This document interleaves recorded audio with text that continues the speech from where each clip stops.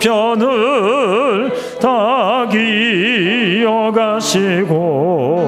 늘 나와 동행하옵소서.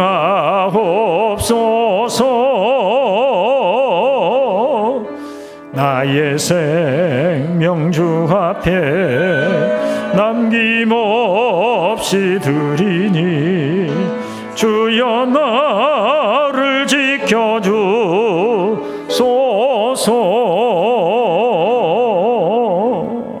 아멘. 하나님의 말씀 로마서 6장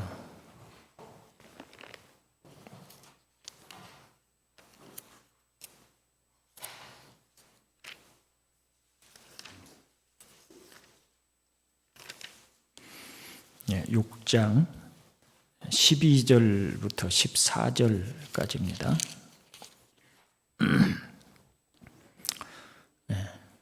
12절부터 14절까지 함께 봉독합니다. 그러므로 너희는 죄가 너희 죽을 몸을 지배하지 못하게 하여 몸의 사욕에 순종하지 말고 또한 너희 지체를 불의의 무기로 죄에게 내주지 말고 오직 너희 자신을 죽은 자 가운데서 다시 살아난 자 같이 하나님께 드리며 너희 지체를 의의 무기로 하나님께 드리라. 죄가 너희를 주장하지 못하리니 이는 너희가 법 아래에 있지 아니하고 은혜 아래에 있음이라. 아멘. 기도합니다. 아버지 하나님, 이제 우리가 예수 그리스도 안에서 어떤 사람이 되었고 어떻게 살아야 하는지 우리에게 교훈하시고 가르쳐 주시려고 저희를 이 자리에 함께 모으신 줄로 믿습니다. 성령을 통해서 우리 어두운 마음을 깨우쳐 주시고 진리를 깨닫도록 은혜를 주시옵소서. 구주 예수님의 이름으로 기도드리옵나이다. 아멘.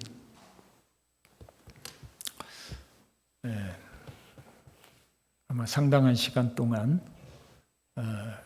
로마서 말씀을 저희가 살펴보지 못했었는데요. 간략하게 정리를 하면 우리가 어떤 그 율법의 행위, 즉 다시 말하면 하나님이 명하신 말씀을 우리가 잘 순종을 하여서 또는 열심히 순종하려고 노력하여서 구원을 얻는 것이 아니다. 의롭게 되는 것이 아니다. 하나님께서는 그런 법을 우리에게 주시지 않고 오직 믿음으로 예수 그리스도를 믿음으로 의롭다 함을 주신 것이다. 우리가 우리의 행실 또 우리의 어떤 그 허물 이런 것들과 상관없이 하나님께서 예수 그리스도 안에서 속량 우리의 죄값을 다 치러 주셨고 그리고 하나님은 우리에게 우리 죄를 속량하시기 위해서 이 땅에 오셨고 십자가에 달려 죽으신 예수 그리스도를 믿으면 우리를 의롭다고 해 주신다고 약속해 주셨고 그래서 우리가 예수를 믿음으로 의롭다함을 받았다. 이것이 이제 5장까지에 걸쳐서 우리에게 쭉 해주신 그런 말씀이라면, 자, 그러면 6장 1절에서 그런즉 우리가 무슨 말을 하리요? 은혜를 더하게 하려고 죄에 거하겠느냐? 우리가 그 예수 그리스도를 믿음으로 말미암아 구원을 얻고 의롭다함을 받았는데 어떤 의미로 보면 그것은 우리의 죄가 많을수록 하나님의 은혜가 더 큰 것이다. 이게 오해의 소지가 있는데 잘 생각을 해보면 주님이 이런 비유를 해주셨죠. 예를 들어서 우리의 비유로 좀 현대적으로 생각을 해보면 여기 한 1억 원의 빚진 사람이 있고 한 100억 원 정도를 빚진 사람이 있다고 해봅시다. 1억 원은 어떻게 보면 어찌어찌 하면 그래도 갚을 수 있는 빚이에요. 100억 원은 우리가 터무니없어서 이건 갚을 생각조차 할 수 없는 빚이에요. 그러면 1억 원을 탕감받은 사람과 어떤 그 빚에 대해서 1억 원을 안 갚아도 된다 하고 탕감받은 사람과 100억 원을 탕감받은 사람 중에 누가 더 감사하겠느냐? 누가 더 감사할까요? 100억 원을 탕감받은 사람이 훨씬 더 감사가 크겠죠. 그러듯이 우리의 죄가 많을수록 그 죄를 속죄해 주신 주님의 은혜가 그만큼 큰 것이 아니냐, 이런 얘기를 하는데, 이 말씀은 우리 중에 죄가 더 적은 사람이 있고 많은 사람이 있고 그렇다는 의미보다 우리는 다 이 100억 원을 탕감받은 사람처럼 도무지 용서받을 수 없는 그런 허물과 죄를 오직 예수님을 통해서 완전히 속죄를 받았다.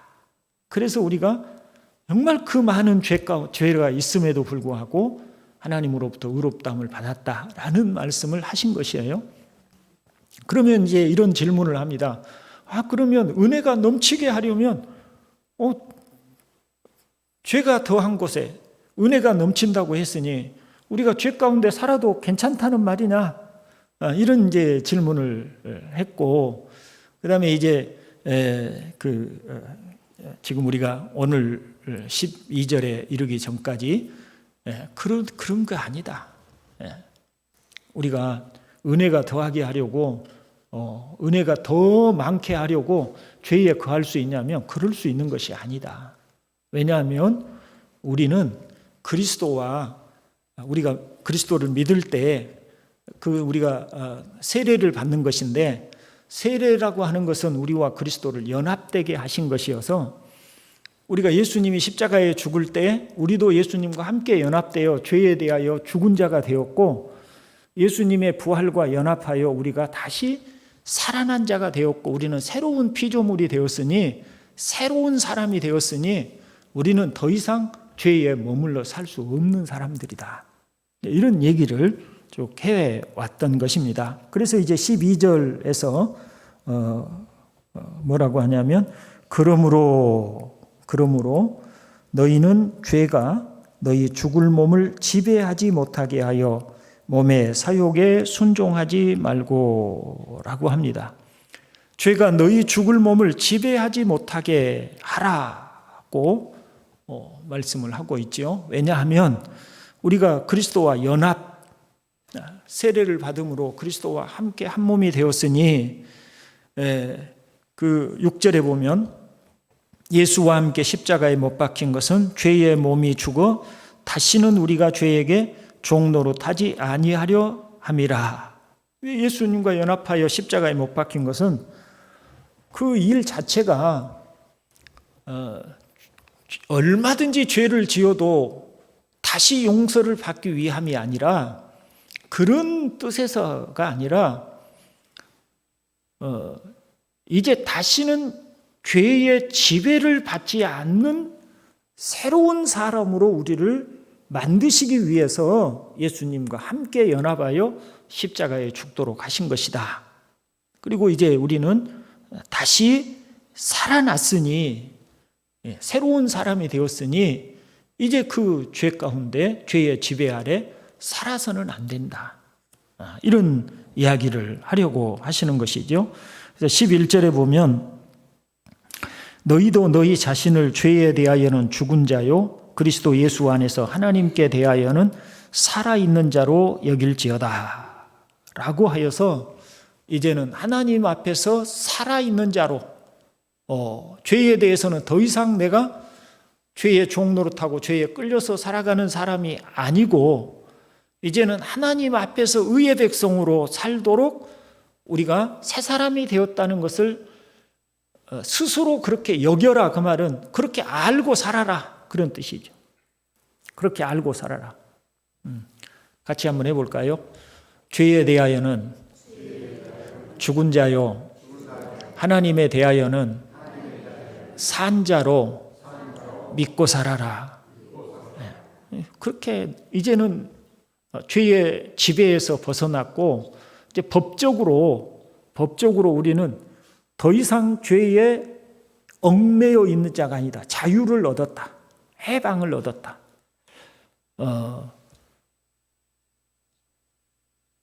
죄의 구속력,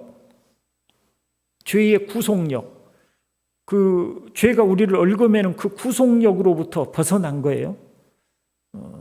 이렇게 한번 생각해 봅시다.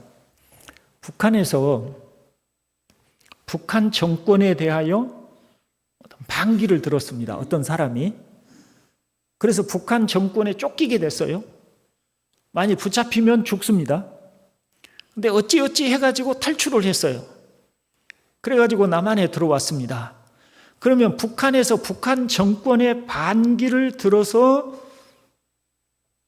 그 북한 정권에 쫓기는 몸이 되었던 상황이었는데 그 북한 정권의 법적 효력이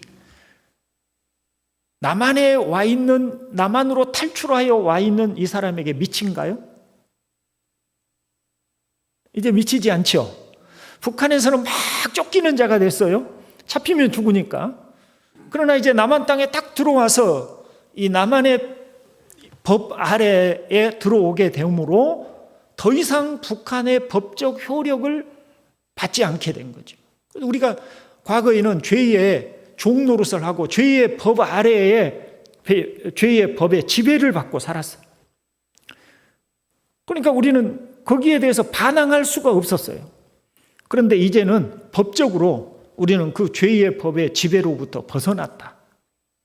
예수님의 십자가의 죽으심과 함께 더 이상 우리를 노예로 삼는 죄의 법으로부터 자유를 얻었고 십자가에 예수와 함께 달려 죽음으로 자유를 얻게 되었고 예수님의 부활과 연합하여 우리는 이제 하나님의 백성으로 새로이 탄생하게 되었으니 우리는 이제 하나님 나라의 법을 따르는 사람이지 이 죄의 법을 따르는 사람이 아니다. 그런 신분이 되었으니까 그런데 이것을 모른다고 한번 생각해 보세요. 아까 제가 비유로 북한 정권의 반기를 들었다가 남한으로 왔어요. 그러면 이제 더 이상 북한 정권의 법적 효력이 없어진 것인데 그것을 모른다면 어떻게 할까요? 남한 땅에 왔지만 여전히 자신이 체포되어 또 북한 정권의 어떤 그 법적 처벌을 받지 않을까 두려워 떨겠죠. 그러나 자신이 이제 북한 정권의 모든 그 세력으로부터 완전히 자유를 얻었고 북한의 법적 효력을 자신이 이제는 벗어났다고 알게 되면, 깨닫게 되면 더 이상 북한 정권을 두려워하거나 무서워하지 않겠죠. 그러듯이 이제 더 이상 죄가 우리 죽을 몸에 왕노릇 하지 못한 상태가 되었다. 물론 그렇다고 하여 우리가 죄에서 완전히 벗어났냐면 그런 것은 아니라고 그랬어요. 지난번에 그런 말씀을 드렸죠. 기억 한번 되살려 보십시오. 우리는 예를 들어서 6.25 전에 이 남한 38선을 경계로 해서 남쪽에는 대한민국 정부가 들어섰고 북쪽에는 북한 정권이 들어섰어요. 공산주의 정권이. 그런데 대한민국 법의 효력 아래 살아가는 남한 땅이었지만 지리산을 중심으로 한 빨치산들이 있는 그 지역에서는 끊임없는 저녁이면 빨치산들이 내려와서 사람들을 두드려 패기도 하고 양식을 뺏어가기도 하고 죽이기도 하고 여러 가지 일들을 했잖아요. 그런 것처럼 우리가 예수 안에서 완전히 법적으로는 우리가 자유를 얻었지만 현실적으로는 그런 죄의 영향력이 아직 우리에게 남아있다. 육체를 입고 살아가는 동안에는. 그래서 어떤 그런 죄의 유혹, 또 우리를 죄 아래로 끌고 가려고 하는 그런 유혹들이나 그런 역사들이 완전히 사라진 것은 아니다. 끊임없이 그것들이 우리를 유혹하고 있다. 그런 기억나시나요? 그런 말씀을 드렸습니다. 그런 상태에 있어요. 그러면 나중에 천국 가면 여전히 그런 빨치산처럼 그런 죄의 영향이 남아 있을까요? 천국 가면 어떻게 할까요? 거기서도 우리가 죄와 싸워야 되나요?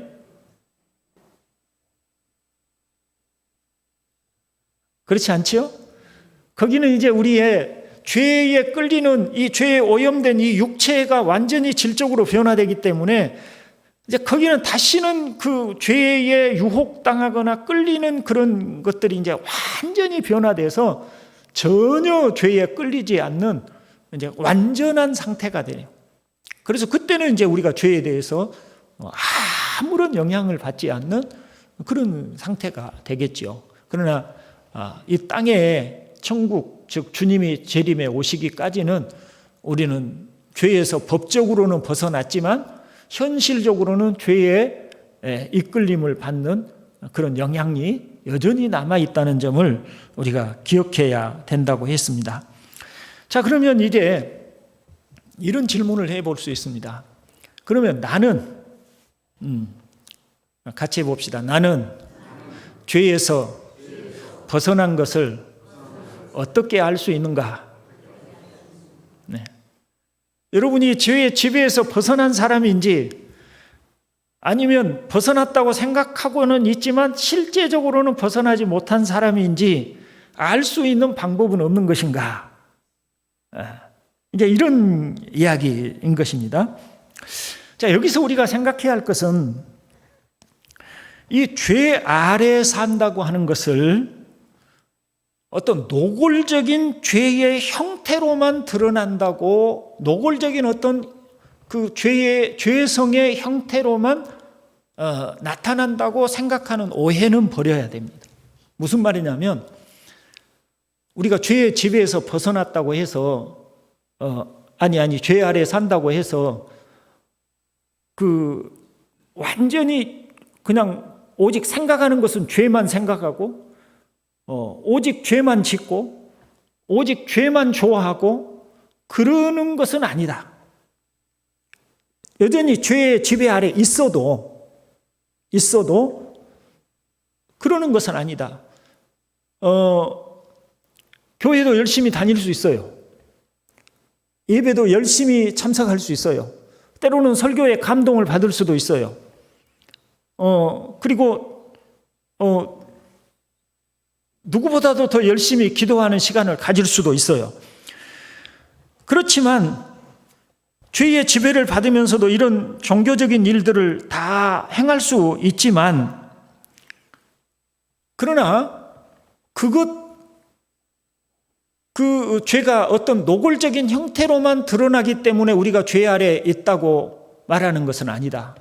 죄 아래 있으면서도 이런 종교적인 일들을 얼마든지 할 수 있다. 그 점을 먼저 우리가 이해를 해야 하겠습니다. 그래서 또 죄 아래 산다는 것은 모든 죄를 짓는 것에 해당한다고 생각하는 것 또한 잘못된 생각이다. 다시 말하면 죄 아래 산다는 것이 죄가 전혀 없는 것이 아니라고, 죄 아래 산다는 것은 죄가 전혀 없는 상태를 죄에서 벗어났다는 것은 죄가 전혀 없는 상태를 말하는 것이 아니다라는 거죠. 아까도 말씀드렸듯이 우리는 현실적으로 죄의 영향을 받고 죄를 짓습니다. 죄를 아예 안 짓고 사는 것이 죄에서 벗어난 것을 의미하는 것이 아니에요. 죄에서 벗어났다고 해서 아예 죄와는 상관이 없이 사는 것이 아니다. 그런 점입니다. 실제로 요한일서 3장 9절은 하나님께로부터 난 자마다 죄를 짓지 아니하나니라고 말씀을 하여서 하나님께로 난 새로운 피조물 되었으면 우리는 아예 죄를 짓지 않는 것처럼 생각할 수 있습니다. 그러나 또한 요한일서 1장 8절에서는 그리스도인도 죄가 결코 없다고 주장할 수 없다고 했어요. 뭐라고 했냐면 요한일서 1장 8절에 보면 만일 우리가 죄가 없다고 말하면 스스로 속이고 또 진리가 우리 속에 있지 아니할 것이요 라고 했습니다. 죄를 나는 전혀 안 짓는다고 하면 그건 거짓말이다. 스스로를 속이는 것이다. 그러니 죄가 있다는 거예요, 없다는 거예요? 있다. 우리도 죄를 짓는다. 예. 아예 죄가 폭력적으로 나타나서 노골적으로 누구라도 저거 나쁜 짓이다, 죄다 라고 할 때만 우리가 죄 아래 있다고 하는 것이 아니고, 죄는 은밀하게 숨겨져서 우리 안에 있어도 우리가 죄 아래 있을 수 있어요. 이렇게 하나님의 말씀을 잘 배우는 자리에 있어도 죄 아래 있는 사람도 이런 자리에 있을 수 있다는 이야기예요. 그것으로 우리가 표지를 삼을 수가 없다. 내가 죄를 벗어났다는 것을 증명할 수 있는 표지가 아니다. 또 죄 아래에 있다고 하는 것은 아예 죄를 안 짓는다는 것이 아니다. 우리는 여전히 죄를 짓는다. 그러면 뭐냐면 죄 아래에 있다라고 하는 것은 이렇게 표현할 수 있어요. 죄를 헤엄치는 것. 그 수영하는 거 있죠? 수영하는 것은 어떻게 합니까? 수영은 물결과 같이 한 몸이 되어 움직일 때 수영을 하는 거예요. 그 속에 사는 거예요. 죄 아래 있다는 것은 바로 죄의 공기를 마시는 것, 죄를 헤엄치는 것, 그리고 죄가 인생의 주된 행로가 되는 것을 의미하는 것입니다. 자신의 인생의 목표, 자신의 인생의 방향, 자신의 인생의 어떤 그 가는 길, 그것이 하나님하고는 아무 상관없이 가고 있다면 그는 죄 아래에 있는 것일까요? 죄를 벗어난 것일까요? 죄 안에 있는 것입니다. 그 죄 안에 있다고 해서 아까 말씀드렸듯이 온통 죄만 짓고 사는 건 아니에요. 선한 일도 하고 교회도 나올 수 있고 예배도 참석할 수 있고 기도도 할 수 있고 성경도 배울 수 있어요. 그러나 인생의 그 나가는 방향이, 살아가는 삶의 방식이, 인생의 목표가 하나님을 배제한 채로 오직 자기의 인생의 목표, 오직 자기가 원하는 인생의 삶, 오직 자기가 바라는 것, 자기가 원하는 것, 이런 것만 있어서 그 가운데 살아간다면 그 사람은 죄 아래 있는 것이다. 그리고 또 하나, 그 죄를 헤엄친다, 또 죄의 공기를 마신다 라고 하는 것으로 설명해 볼 수 있다면, 죄를 지었는데 그것이 죄가 돌출적으로 지은 죄일 수도 있고 습관적인 죄일 수도 있어요. 그러나 그 죄가 자기에게 거스림이 되지 않아. 죄를 지어도 그게 자기의 마음에 비통함과 슬픔과 고통과 거부감과 혐오감과 이런 것들이 들지 않고 그냥 그게 별스럽지 않아. 자기에게 크게 와 닿지 않아. 조금 선명하게 설명을 해보면, 죄를 짓고 나서 또 습관적인 죄에 빠지고 나서 마음에 깊은 부담감과 슬픔이 생겨. 바울이 했던 것처럼 오호라, 누가 나를 이 사망의 몸에서 건져내랴. 탄식이 생겨. 아픔이 생겨. 하나님, 이게 뭡니까? 제가 다시는 이런 습관적인 죄를, 다시는 이런 죄를 안 범하겠다고 마음으로도 다짐하고 하나님께 기도도 하고, 제가 정말 마음에 그렇게 생각했는데 또 끌렸습니다. 제가 또 했습니다. 그게 깊은 슬픔과 거부감이 생기고 그 죄에 대한 깊은 적대감이 생겨. 이것은 죄의 흐름을 타고 있는 것입니까? 아니면 죄를 거부하고 죄와 거슬려 있는 것입니까? 어떤 거죠? 죄를 거스려 있는 것이죠. 이건 죄의 지배를 받고 있는 것이 아니고 죄를 대적하고 있는 것이죠. 죄를 거부하고 있는 것이죠. 내 몸이 어쩔 수 없이 끌렸고 내 상태가 어쩔 수 없이 죄의 그 유혹에 넘어갔을지라도 이 죄를 내가 거부하고 있는 거예요. 난 너하고 친하지 않아. 난 너를 싫어해. 나는 죄에 너를 미워해. 나는 더 이상 너에게 끌리기 싫어 하고 죄를 거부하고 있는 거예요. 이것은 우리가 죄의 지배로부터 벗어났다는 것을 반증해 주는 것입니다. 죄의 지배로부터 죄의 노예 상태에서 우리가 벗어났다는 것을 반증해 주고 있는 것이에요. 그러나 반면에 죄를 짓고도 마음에 큰 부담감이 없어. 고통이 없어. 거부감이 없어. 아픔이 없어. 잘못하고도 후회함이 없어. 그것은 우리가 죄와 여전히 뭐하다는 거죠? 친숙하다. 죄의 흐름 속에 우리가 갇혀 있는 것이다. 그 죄의 지배 아래서 죄와 함께 짝하며 벗하며 살아가고 있는 것이다. 이런 것을 반증해 주는 것이다. 무슨 말인지 이해가 되시나요? 여러분은 어느 쪽에 해당이 됩니까? 여기서 대답하라고 하면 누구 대답할 사람은 없겠죠. 그러나 여러분이 여러분 자신의 상태를 스스로 진단해 볼 수 있습니다. 그런데 아까 11절에서 뭐라고 그랬어요?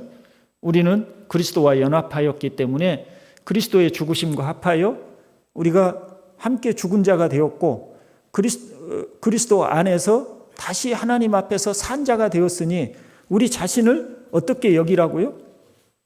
이제 하나님 앞에 산 자로 스스로 우리가 더 이상 죄의 지배 아래 있지 않다는 것을 우리가 스스로 그렇게 여기고 살아야 한다고 했는데 우리가 그런 그 이해를 우리가 해야 하는 것이죠. 우리가 그렇게 알아야 되는 것이죠.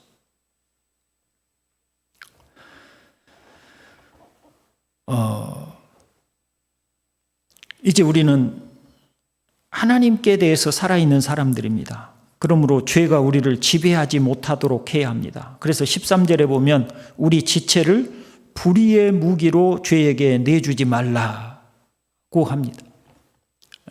불의의 무기로 죄에게 내주지 마라. 그런데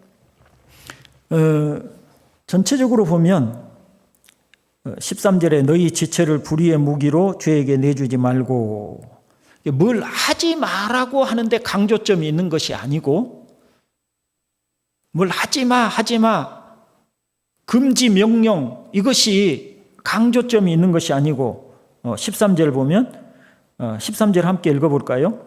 또한 너희 지체를 불의의 무기로 죄에게 내주지 말고 오직 너희 자신을 죽은 자 가운데서 다시 살아난 자 같이 하나님께 드리며 너희 지체를 의의 무기로 하나님께 드리라고 합니다. 이게 뭘 하지 말라고 하는데 강조점이 있는 것이 아니고 오히려 적극적이고 능동적으로 우리를 하나님께 드리라. 그렇게 하라는 데 있는 것이 강조가 있습니다.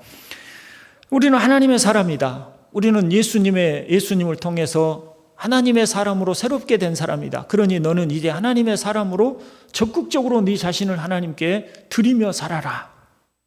이런 권면인 것이죠.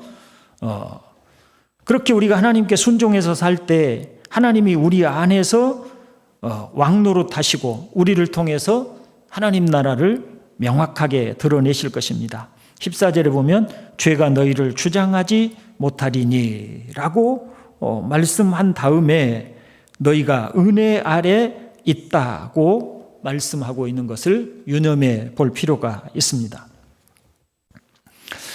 자, 우리가 이렇게 안다는 것, 이제 더 이상 나는 죄의 그 종으로서 살 사람이 아니고 나는 이제 하나님께 대하여 살아야 할 사람이라는 것을 안다는 것이 어떤 유익을 우리에게 가져다 주는지 몇 가지 살피고 말씀을 마치도록 하겠습니다. 첫째, 나는 그리스도의 피로 속량되었다는 것을 알고 기억하면 우리가 우리 자신에게 속한 것처럼 행동하지 않을 것입니다.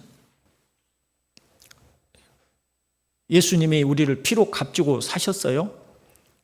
예수님 우리를 피로 값주고 사셨는데 이것을 우리가 안다면 더 이상 내가 죄의 종노릇하고 또 내가 내 마음대로 살 사람이 아니라는 것을 알 수 있죠. 나를 당신의 피로 사신 예수 그리스도를 나의 주님으로 여기고 살아가게 되겠죠. 그런 유익이 있는 것입니다. 예수님이 나의 죄를 위해서 십자가에 달려 죽으셨다는 것을 아는데 내가 여전히 죄에 대한 거부감 없이 계속 죄를 짓고 살 수 있겠어요? 그것도 아는데 그것은 내가 아직 예수 그리스도를 나의 구주로 제대로 영접하고 새 생명으로 거듭나지 못했다는 반증밖에 안 되는 것이죠.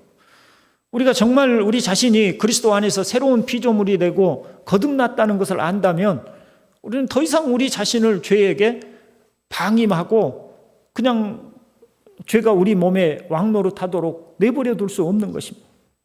우리가 이치적으로 그런 거예요. 이치적으로.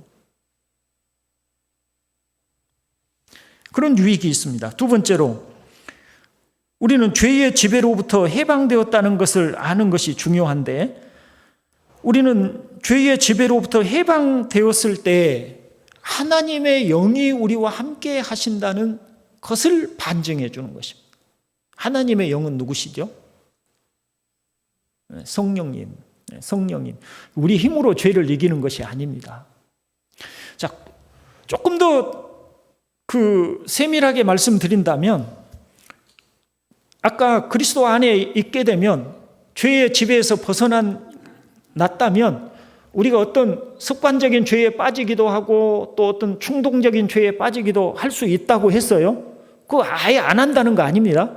그러나 그 빠졌을 때 우리 안에 어떤 감정이 들고 어떤 상태가 된다고 그랬죠? 거부감. 무엇에 대한 거부감? 죄에 대한 거부감, 혐오감, 미움, 적대감 이런 감정들 우리 안에서 솟아오르는 것이죠. 그런데 이 감정은 원래 우리에게 있는 것입니까? 아니면 우리에게 원래는 없었던 것입니까? 원래는 우리에게 없었던 것이죠. 우리가 죄 아래 헤엄치고 자연스럽게 그 안에서 그냥 함께 어울려 살았던 우리였으니까. 그런데 우리한테 어떻게 그런 적대감이 생겼겠어요? 성령이 우리에게 오셔서 그 성령이 우리와 함께 계심으로 성령이 그 죄를 범하는 우리 안에서 탄식하고 계시는 거죠. 그 성령의 탄식 때문에 우리가 탄식하게 되는 거죠. 그리고 죄를 미워하게 되는 것이죠. 자, 이렇게 생각해 봅시다. 내가 어떤 습관적인 죄가 있습니다. 한 30년 동안 그 죄를 내가 못 벗어났다고 생각해 봅시다. 예수를 믿고 난 후에도 항상 내가 신앙생활 잘 하려다가도 여기 이 부분에 와서 꼭 넘어지고 했던, 근데 이것 때문에 늘 가슴앓이를 하고 아프고 하나님께 죄송스럽고 슬프고 답답하고 괴롭고 늘 이것 때문에 회개하는 일들이 있어요. 그러면 이 사람은 결국 이것을 이겨내겠습니까? 결국 못 이겨내겠습니까? 어떨까요? 우리에게 거부감이 있는 한 이겨내게 돼 있습니다. 그 거부감은 어디서 온다 그랬죠? 성령님께서 우리와 함께 계시기 때문에 우리 안에 그런 거부감이 생기는 거죠. 성령님이 함께 하시기 때문에 우리는 이겨낼 수 있는 거예요. 좀 궁극적으로 얘기하면 죽어서라도 이겨냅니다.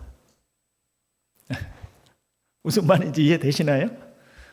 죽어서라도 하나님이 우리의 몸을 완전히 변화시켜서라도 반드시 그 죄로부터 우리를 단절시키십니다. 그래서 우리가 하나님의 사람이 되었고 죄에 대한 거부감이 있다면 그는 하나님의 사람이고 그 사람은 하나님이 반드시 죄를 이기게 하십니다. 그건 우리의 능력이 아니라 하나님의 능력으로. 그런데 죄를 거부감이 없어요. 습관적인 죄를 지어도 그러려니 늘 그냥 우리가 스스로 핑계대기를 아이고 사람인데 그럴 수 있지, 인간인데 그럴 수 있지 하고 그거에 대한 거부감과 혐오감이 없이 그냥 살아. 그럼 이 사람은 죄를 끊어낼까요? 못 끊어낼까요? 못 끊어내죠. 왜냐하면 그는 거듭나지도 않은 사람이고 죄의 지배에서 벗어나지도 않은 사람이고 또 그 죄에 거부감이 없는데 어떻게 죄를 끊어내겠습니까? 죄를 이겨내지 못하죠. 그래서 우리가 자신이 하나님께 속한 사람이고 죄의 지배에서 벗어났다고 하는 것을 아는 것이 이렇게 중요한 것입니다. 디도서 2장 14절에 보면 그리스도께서는 우리를 위하여 자기 몸을 내주셨습니다. 그것은 우리를 모든 불법에서 건져내시고 깨끗하게 하셔서 선한 일에 열심을 내는 백성으로 삼으시려는 것입니다. 라고 합니다. 하나님의 궁극적인 목적은 우리를 죄 가운데 살도록 두시는 것이 아니고, 비록 우리가 율법을 지켜서 구원을 얻는 것은 아니지만 죄인인 우리를 위해서 은혜를 주셔서 예수님의 십자가에 흘리신 피로써 오직 은혜로 구원을 하셨지만, 구원하셔서 어떻게 살게 하려고 하시냐면 이 죄로부터 벗어난 의의 백성을 만드시려고, 하나님 앞에 선한 삶을 사는 백성으로 살게 하시려는 하나님의 의지를 가지고 우리를 구원해 내신 것이라는 이야기. 그러면 하나님의 의지, 여러분 애굽에 종살이하고 있는 이스라엘 백성들을 하나님은 아브라함과 맺으신 언약을 기억하사 그 백성들을 구원하실 의지를 가지셨습니다. 그런데 애굽의 왕 바로는 강력한 군사력과 강력한 정권의 힘으로 이스라엘 백성들을 해방시켜주지 않으려고 끊임없이 마치 마귀가 우리를 붙잡고 있는 것처럼 붙잡고 있었죠. 그런데 하나님의 의지가 이겼습니까? 바로가 이겼습니까? 하나님의 의지가 이기셨죠. 그렇듯이 하나님이 우리를 향해 가지신 의지는 우리를 구원하셔서 죄로부터 건지셔서 하나님 앞에서 선한 일을 하는 백성으로 살게 하시려고 그런 의지를 가지고 우리를 구원하셨으니 우리는 하나님 앞에 의의 백성으로 살아가도록 되어 있는 것입니다. 그러니 다시 6장 1절의 질문, 은혜를 더하게 하려고 죄에 거하겠느냐? 그럴 수 있어요, 없어요? 그럴 수 없다. 우리 자신도 그럴 수 없는 상황이고 또 하나님도 우리를 그렇게 내버려 두지 않는다. 예. 우리는 의의 백성으로 살 수밖에 없다. 그것이 지금 12절부터 14절까지를 통해서 논증하고 있는 것입니다. 우리에게 너희는 마치 죄를 호흡하고 사는 사람처럼 그렇게 살 수 없는 사람들이다. 너희는 죄의 지배로부터 벗어난 사람들이다. 너희는 의의 백성이다. 그러니 그걸 알고 너희 자신을 그런 죄의 무기로 내주지 말고 이제는 의의 백성으로 의로우신 하나님의 손에 붙들림 받아 살도록 해라. 하나님의 의지는 너희를 그렇게 하실 것이다. 이렇게 우리에게 설명해 주는 것입니다. 우리 동산교회 형제들이 우리 자신을 의의 백성으로 세워갈 수 있기를 바랍니다. 다음 주에 전할 말씀 중에 보면 또 이런 게 있습니다. 미리 이제 맛보기면 맛보기인데 조금 여러분들에게 드리고 싶은 얘기가 있어서 미리 말씀을 드린다면 15절 한번 볼까요? 15절 다음 주에 읽을 말씀인데 한번 같이 먼저 읽어보겠습니다. 그런즉 어찌하리요 우리가 법 아래에 있지 아니하고 은혜 아래에 있으니 죄를 지으리요 그럴 수 없느니라. 6장 1절의 질문과 비슷하죠. 그런데 왜 이 질문을 반복하냐면 6장 1절의 그 질문과 다른 의미로 하고 있는 것이에요. 이게 무슨 얘기냐면 이제는 은혜 아래에 있기 때문에 다시는 우리가 하나님의 의지 때문에 하나님이 의지로 우리를 하나님의 백성으로 살게 하실 것이니 그러면 우리는 노력하지 않아도 된다는 말이냐 이런 뜻이에요. 우리는 하나님이 의지로 우리를 죄에서 끊어서 의의 백성 되게 하실 것이니 우리는 그냥 노력하지 않고 가만히 있어도 하나님이 하나님의 능력으로 우리를 새 사람 되어 살게 할 것이냐? 그런 건 아니다. 우리는 우리의 몫이 있다. 이런 얘기를 하려고 하는 거예요. 쉽게 얘기하면 이런 것입니다. 우린 기도하지 않아도 되는가? 우리는 예배에 소홀히 해도 되는가? 우리는 우리 자신이 의의 백성으로 살려고 힘쓰지 않아도 그냥 되는가? 하나님이 다 알아서 하시는가? 그럴 수 없다. 그럴 수 없다. 그래서는 안 된다. 그래서 기도해야 된다. 경건의 생활을 가져야 된다. 이런 얘기를 이렇게 쭉 하는 거예요. 제가 미리 이 말씀드린 이유를 아시겠나요? 새벽 기도 좀 나오시라고. 기도 안 하고 살 수 있는 거 아니다. 그렇게 그냥 가만히 있어도 되도록 돼 있는 건 아니다. 요즘 새벽에 너무 많이 결석들을 하셔서 미리 맛배기로 조금 말씀을 드렸습니다. 저와 여러분이 어떻게 주의 크신 사랑으로 구원을 얻었는지를 생각하고 이제는 정말 하나님 앞에 의의 백성으로 살기를 힘써가는 우리 동산교회가 될 수 있기를 바랍니다. 기도합니다. 자비로우신 아버지, 우리를 진리로 가르치실 때